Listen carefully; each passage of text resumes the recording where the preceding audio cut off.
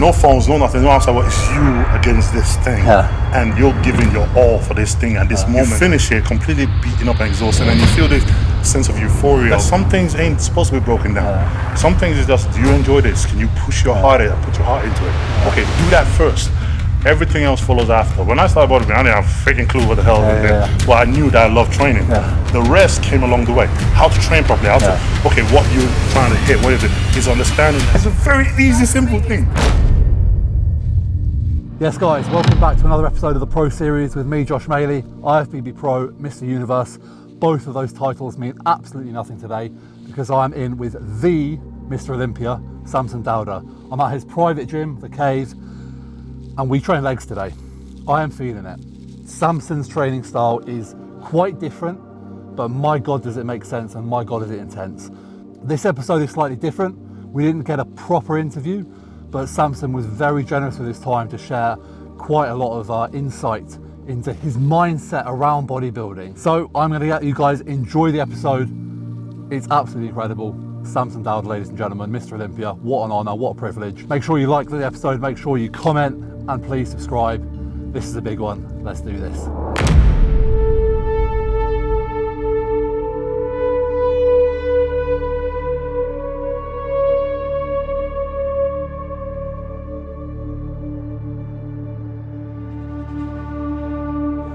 So the session today, just before we get started, legs, you start. I start with glutes first. Glutes. So I start with my weakest muscle group, the ones I want to improve the most first. So glutes will come in first, and then followed by hamstrings, and then finish up with quads. Okay. So we kind of go through there. Glutes and hamstrings are two workouts, same thing. So glutes and hamstrings, two workouts, they're almost superset, so I'm not here all day. Same thing with hamstrings, there'll be two workouts going on at the same time. And then quads, we have two actual workout. First one will probably be superset, and then another one will be individual, and then superset. Cool. So, and yeah, everything's superset with you. Oh, God. Intensity. Oh God, yeah. I'm glad I'm feeling a bit fitter. That's me. I'm glad I'm fit. No, I'm looking forward to it because I'd say like your training style is it's different to like what a lot of people promote. But then again, you look at the results. So I'm like for me, I've always, I suppose, followed the more typical bodybuilding approach. I'm really, I can't wait to get stuck into this, honestly. Because for me, I started with rugby. I was rugby. I was always like the emotion of being a big guy but being cardiovascularly fit at the same time.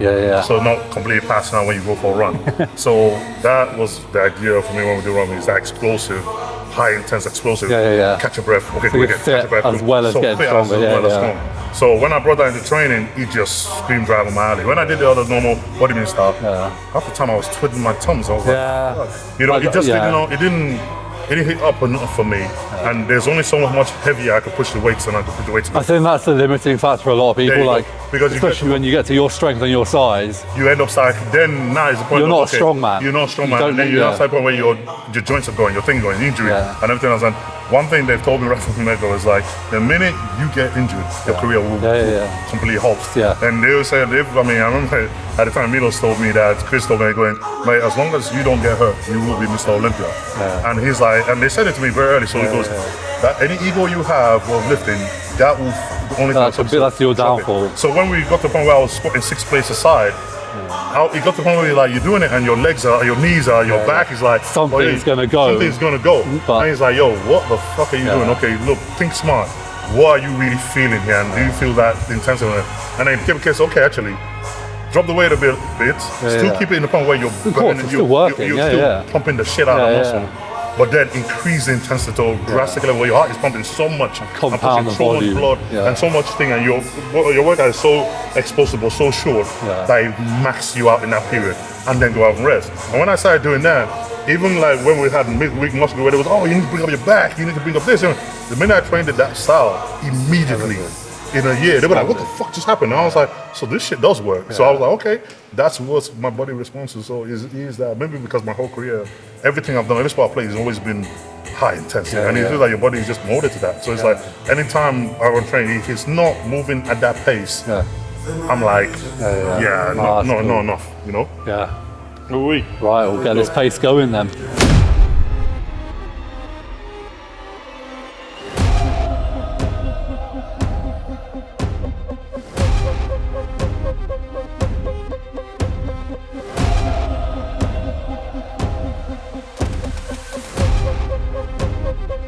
prep as it stands. You're 9.5 out.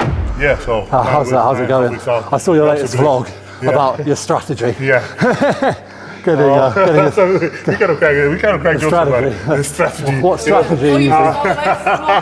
Because things like, you know, what people don't think for, like, we got here, and even you completely understand that. I mean, you've coached people and everything else, but you got here based off what's knowing your own body, understanding your own body, and everything else. And I feel like recently it's starting to come to a time where athletes are starting being looked like just racehorses. Yeah, and the coach knows everything and they know nothing, and that's not the dynamics. If you're able to build a physique with that much muscle, you do know knowledge of what you're doing to be able to get there.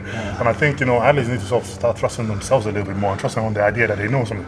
You're supposed to work hand in hand with your coach. Your coach isn't supposed to be your dictator. It doesn't work that way. So it's one dynamic that we realize that very fast, and we've sort of incorporated that. So now we work off, okay, this is what I feel, this is what you know, this is what I know, this is what we can bring together, and that makes it for a much, much stronger team. So when people say, oh, what's your strategy? I'm like, well, I need to be fucking peeled. This is a very easy, simple thing. But this is what we need, though. We need the honesty, because it sells to sound sexy and smart. But bodybuilding is and always will be extremely simple. It's not easy. It's not easy, but it's very simple. And you know, and you find that it's drifting away from actually just enjoying training and enjoying bodybuilding, because it's enjoying this. I think anyone who's reached a level of bodybuilding, or even just a level of training years, you do it because you love it. You love training, you love beating yourself, you love being in this dynamic and having this moment where no phones, no nothing, no outside, it's you against this thing, and you're giving your all for this thing at this moment, and you finish it completely beaten up and exhausted, and you feel this sense of euphoria of wow, what a it's accomplishment, like every single day, you know. And it's almost like they've completely sort of moving away from that to now the strategies and dynamics and of understanding everything, breaking everything. Like, some things ain't supposed to be broken down. Some things is just, do you enjoy this? Can you push your heart in, put your heart into it? Okay, do that first. Everything else follows after. When I started bodybuilding, I didn't have a freaking clue what the hell it was. But I knew that I loved training. The rest came along the way. How to train properly, how to, okay, what you're trying to hit, what is understanding that you train with this guy. Learning what works, learning what you like. You train with that guy, you pick up a little something here, you go, oh, I like the way he does that. That is what forms, what pushes you forward, is picking up this thing. Not hiring someone to tell you everything. Because oftentimes when they tell you, you don't actually know what they're saying. You just tell them, okay, so now it gets to the point where it becomes, do this. And like learning from them, like, I'm sure you guys learned plenty from Milos, but like it's learning that, applying it within what makes sense for you, and then obviously like kind of developing it even more.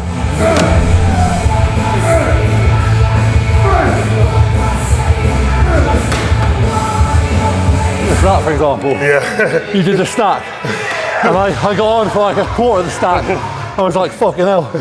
It was crazy because, like, it was sort of a mistake, the idea that when I said, oh, I superstar a lot, they thought thinking like, oh, you know, lifting heavy. It means that I've got to the point where the weight I can put on is now detrimental to what I'm lifting. So if that stack was any heavier, I'll keep going up.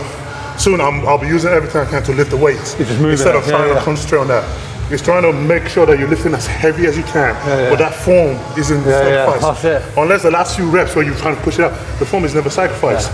And using that same amount that you would lift in a normal situation, but yet superset, and that creates that intensity. Well, that's it. It's like, obviously you said at the beginning, you know, you're strong, so doing just a load for the load sake. But he is fucking strong, because I'm not weak on legs. And like just doing this in a superset fashion, like it's your heart. I'm hitting some of these things. Your heart is killing you. And it's like you come out of a set and you're like, fuck, the whole session is like, okay, come on, catch your breath. Like my hamstrings right now feel like fucking and I love serious. I love that kind of training style. I love that where it's such a big explosive workout that it's everything though. Fucked. It's cardiovascular, it's power, it's everything. It's all in one freaking workout, and then you're so fucked afterwards. You're just like, fuck, okay, I gotta go lay down. Like mentally, like it's just different. Like I can really say that. Like the load is heavy, the intensity, the volume is.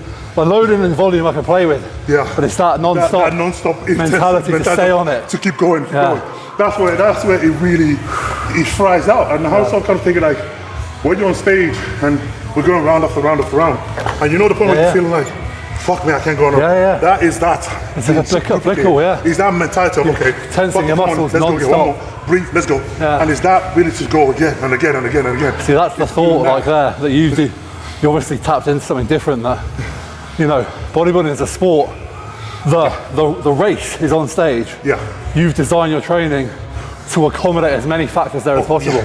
Yeah. Not only obviously looking the part, but being able to display it. Display it that sort of manner, you know? Yeah. So that's a, fair enough, man. Fucking makes a lot of sense. Oh, man. All right, so next part we go. First one, leg press. We're doing half the load. Yeah. You're going up 10, and then you go straight on the leg. You go half the load on the leg, etc. Straight on the leg press. Yeah. We're going as heavy as we can on leg press, and then we come back again, and then we go back again on a lighter one on the leg extension. So about heavy as you can, and light the last one finish up. Okay.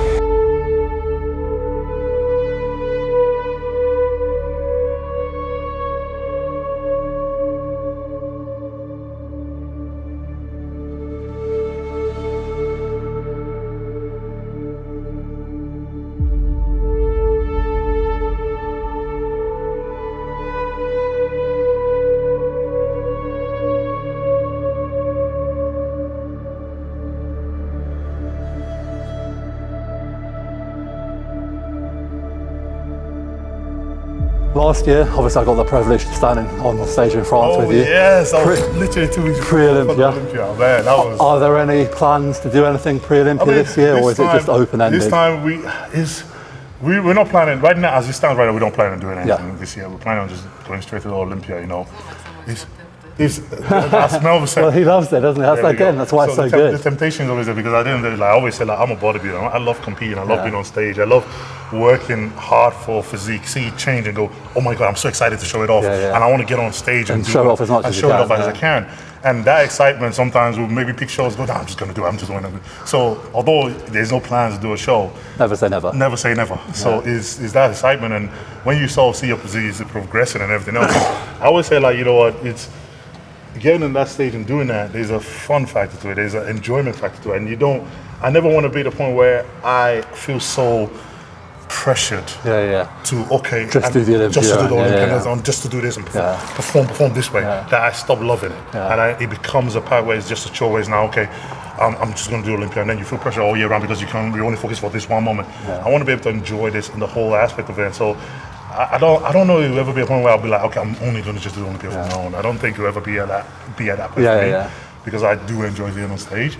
So we just have to see what happens. You know, obviously I'm like as many as I can. But I think that's great, because, like, again, so many, and I think you're actually changing the way a lot of the top guys think now. You know, like before, the Olympia champs were just doing the Olympia. And all of a sudden, you know, we've got certain champs now doing other shows, and you were, you know, and I think having that attitude of, like, no fear, because at the end of the day, it's bodybuilding. You can always get beaten, and you can always beat anyone. And this is the lovely part about it, is like, people don't understand, it's bodybuilding, man. It's not war. It's not war. It's bodybuilding. You work your hardest to bring your absolute best to the stage.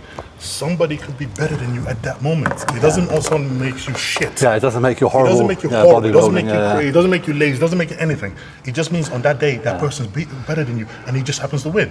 Okay, well, shake his hand. Great. Go back to work and come back next step. It's that simple. No one needs to make it any more complicated than that. But, you know, it's getting to the point where the fear of not winning of it is now hitting people, that they don't want to. Well, I don't want to put themselves. I don't want to put myself in that situation. And I think when it gets to the point where if we start to feel fear to compete, then to do what you actually meant to love. There's something's dying there. So I don't think that is the way about it. And that's one of the reasons why I chose to compete, and I chose to put myself out there, and I chose to take the risk and get hit and be like, okay, I'll come back again. But I think that just shows as well, like, again, I'm probably on camera, and I've been accused of this before for being a Samson lover, but I don't care. I have no shame. But, like, your ability to be such a humble champion, because you can accept that defeat if it happens, and at the same time, you know, within, you know, be so gracious when you are victorious.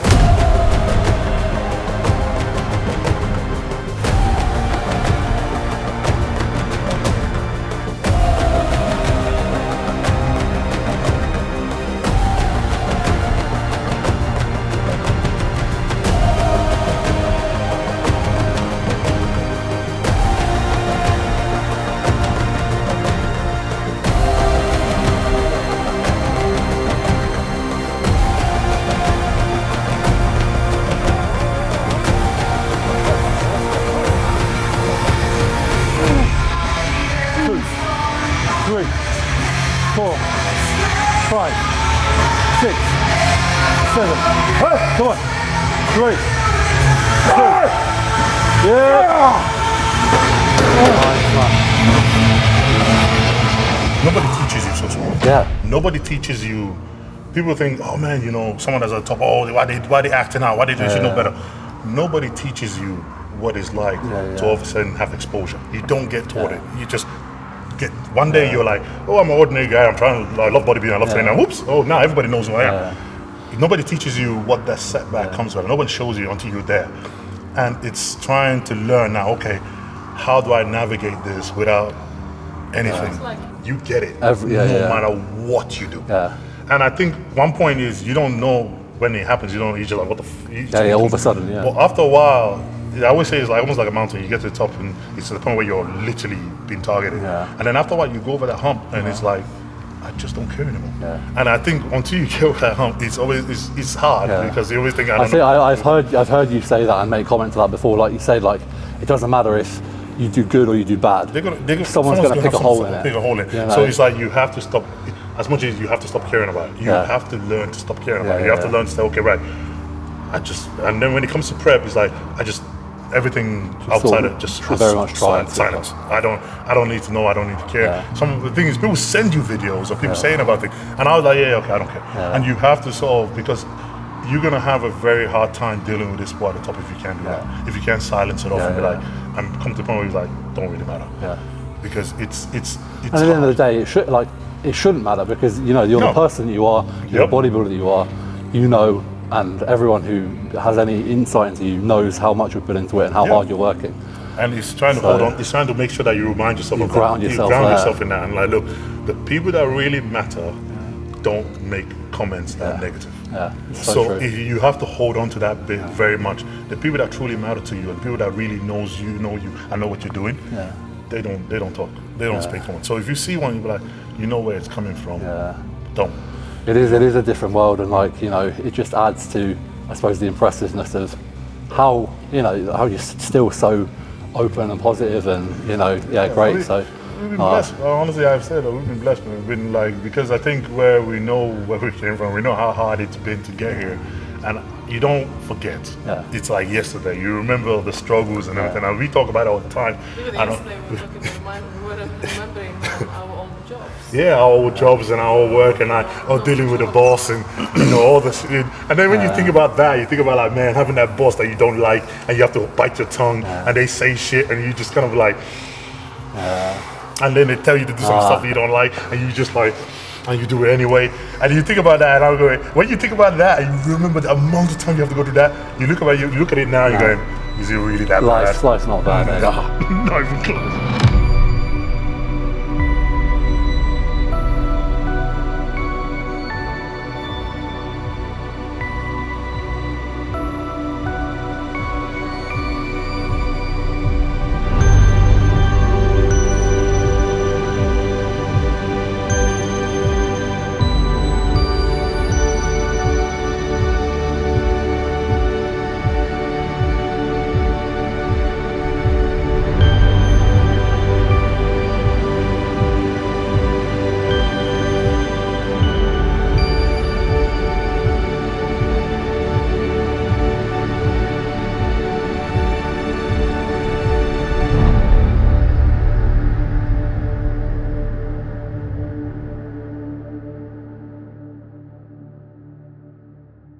Now, hopefully, there'll be plenty of people watching this, and kind of one thing that from the man at the top of the sport, again, it's quite general, but like if you could give someone starting out like one piece of advice, what would you say? It's probably the same thing that we've said now. It's like, if you're going to decide to do this, and you're going to decide you want to compete, you want to get on stage, not just you want to take what you've worked on in the gym and bring it out and show it off to the ring.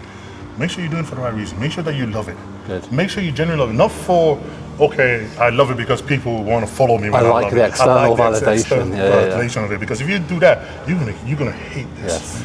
You have to genuinely love it for the purity of what it is. So before there was cameras and photos and everything, just doing. I remember when I first did my small local show, I just excited the idea that I've worked so hard for something, and I've achieved, and I can stand on stage and now show it off and get that moment. you gotta love the pure, simple fact of it. And if you do that, believe me, you're gonna be freaking awesome in this sport. You're gonna be okay. Yeah. But it's just making sure you have that passion. Your passion is that first, is the backdrop of everything. It's the training, it's the nutrition. It's like, Yeah. would you do it if the lights are off and the cameras are off? There we go. Excellent, excellent. Right, one final question that I've asked everyone I've done this, because it's a question I really like. And this is a good one for you because you've had so much success, but what does success in its purest form mean to you? And that can mean bodybuilding, life, everything. It's overcoming difficulties. Okay. It's overcoming setbacks. It's overcoming adversities, because I think it's like no matter what you choose to do, it doesn't matter what it is. It could be business, freaking work, anything. If you choose to go after something that you're passionate about and you love, you're guaranteed to run into obstacles. You're guaranteed to run into setbacks. Getting and accomplishing and beating and going over one after the other, because that's what setbacks are. Each time it's a test of, okay, how badly do you really want this? Okay, let's put this in your way. Okay, you go faster. Okay, how badly? Being able to overcome one after the other, trial and tribulation, over and over, and getting back up. That is what is success. Okay. People don't always look at the top of the mountain and look at it and go, oh, I'm successful. No, it's your ability. It's the journey. It's the journey of overcoming that. That is what success is. Yeah. And for me, that is what it truly means. That's a pure form of it. Everything else is a reward on top of that. But sitting back, if I sit back and you turn the lights off and everything goes dark, and I say, man, look at your life. Yeah. If you look back at it, are you proud of what you've done? I can put my head up and go, fuck yeah. Good, because if you fucking aren't, then he's generally having that feeling of, fuck yeah, look what I did. Damn, I never even knew I could do this. I went through all hell and look where I am. And smile and go, you know what? If I die tomorrow, I'm fucking happy as fuck, because I'm like, wow, what a life. Yeah. So it's being able to look at your life and saying, okay, is that what I'm gonna feel when my time comes? If you feel like that is it, you feel like that, smartly, you can smile about it, then you know what, that's what success is. You have succeeded. Yeah. And there you have it, guys. I hope you enjoyed today's episode. You'll notice that the format was a little bit different today. Now, Samson is Mr. Olympia, and with that comes a lot of responsibility and a level of exclusivity. His sponsors don't want him to do kind of full interviews at this point, and obviously a lot of the stuff maybe I'd cover, he's probably been interviewed millions of times already. So last thing I wanted to do was bore the champ.